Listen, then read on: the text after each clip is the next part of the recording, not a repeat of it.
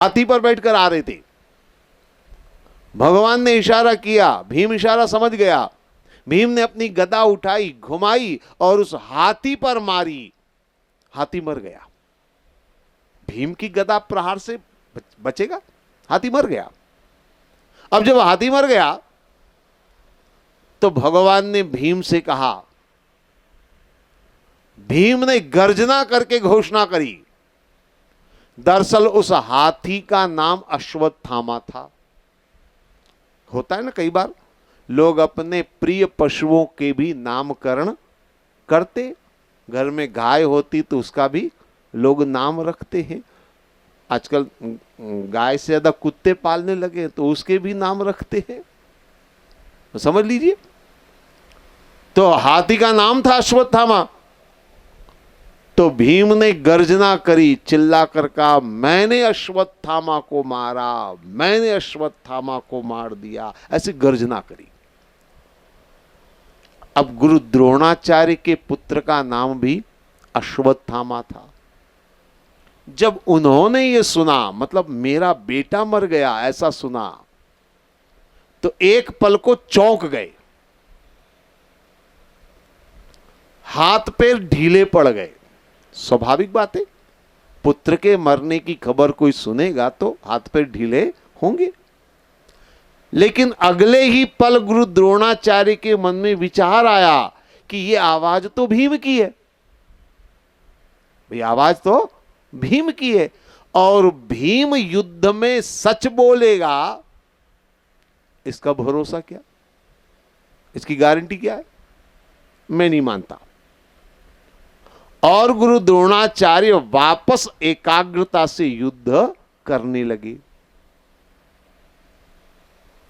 जब वापस युद्ध करने लगे तो पांडवों को लगा कि कृष्ण का फार्मूला विफल हो गया। तो पांडवों ने भगवान कृष्ण की तरफ देखा, अब क्या होगा? भगवान ने कहा, चिंता मत करो। अब भगवान ने युधिष्ठिर जी से कहा, आप बोलो बड़े भैया।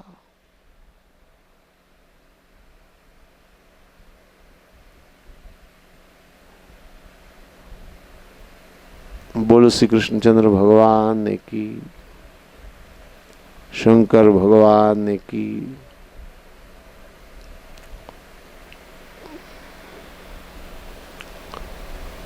तो भगवान कृष्ण ने, बैठ जाइए,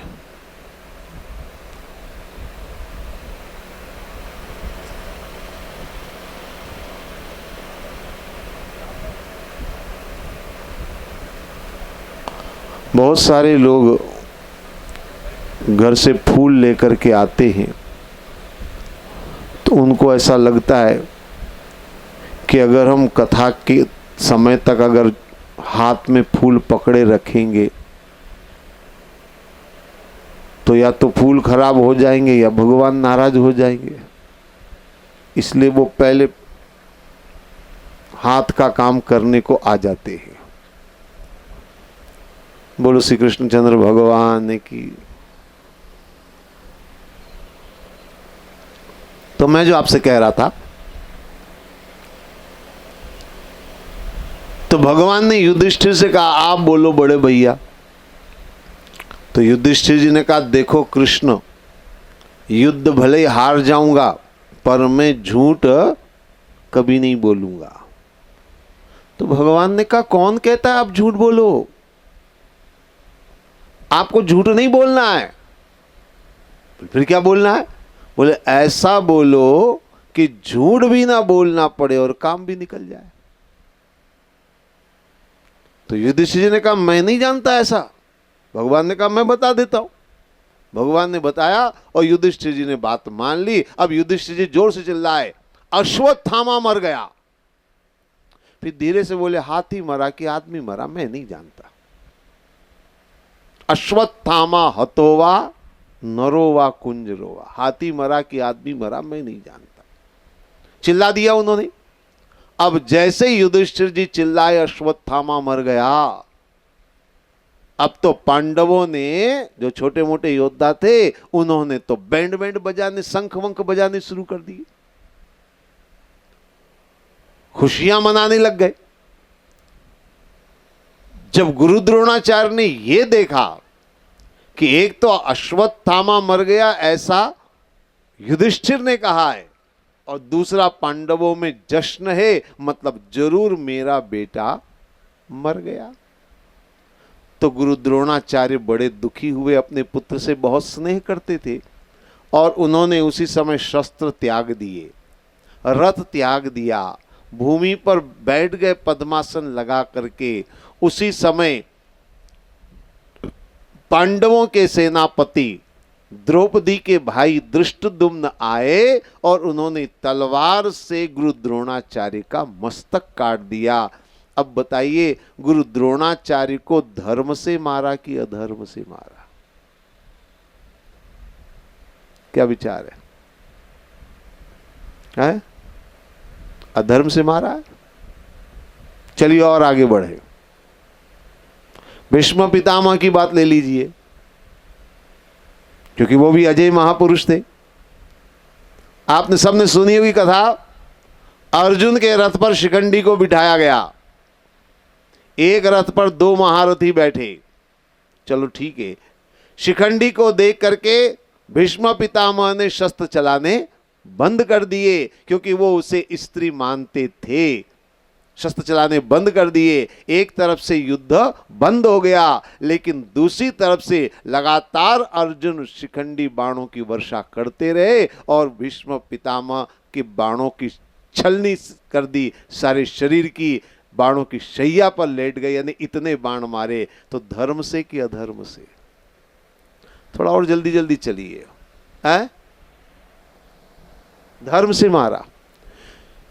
एक तरफ से युद्ध करना बंद कर दिया तो भी लगातार बाणों की बौछार करना। धर्म युद्ध के नियम में धर्म नहीं है।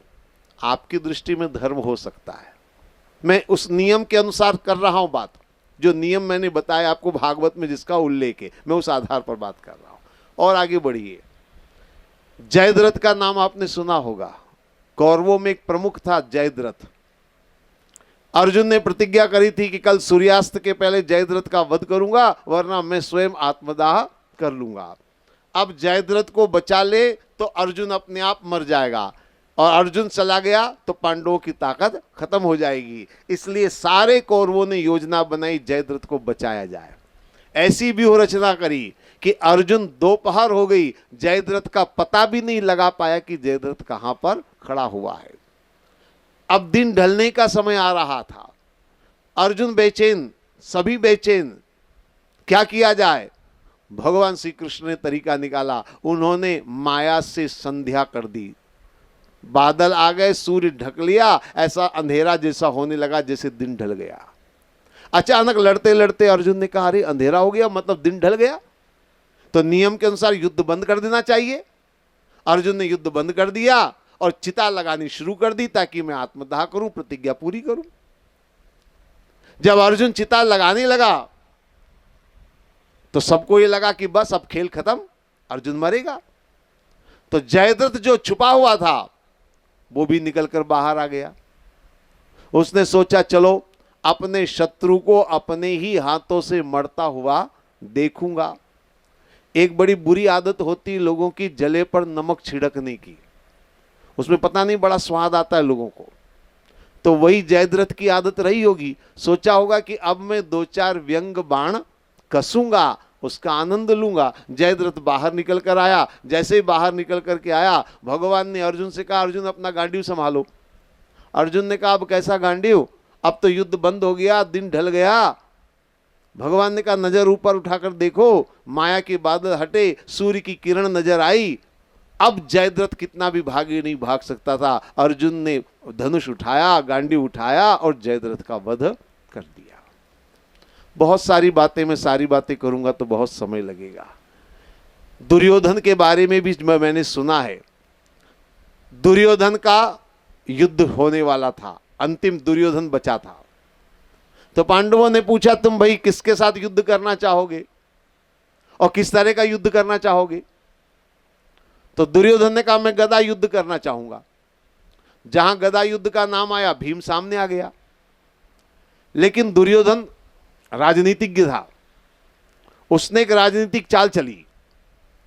दुर्योधन ने कहा देखो नियम ये कहता है कि युद्ध बराबर वालों से किया जाता है। एक सिद्धांत की बात है, नियम की बात है, युद्ध बराबर वालों में होता है। मैं कौरव दल का राजा हूं, तो राजा का युद्ध किससे होना चाहिए? राजा से होना चाहिए। और पांडवों के राजा कौन? युधिष्ठिर। अब अगर युधिष्ठिर को दुर्योधन के सामने गदा युद्ध में खड़ा किया जाए तो आप जानते परिणाम क्या होगा? वो तो युधिष्ठिर की चटनी बना देगा दुर्योधन। अब क्या करें? बुरे फंस गए। भगवान ने इशारा किया पांडवों को और सारे पांडव एक स्वर में चिल्लाए, हमारे राजा भीम, भीम महाराज की जय। एक नारा ही तो लगाना है, करना क्या? दुर्योधन तो हतप्रभ रह गया, एकदम सोचता रह गया ये क्या हो गया, ये भीम राजा कब से बन गए?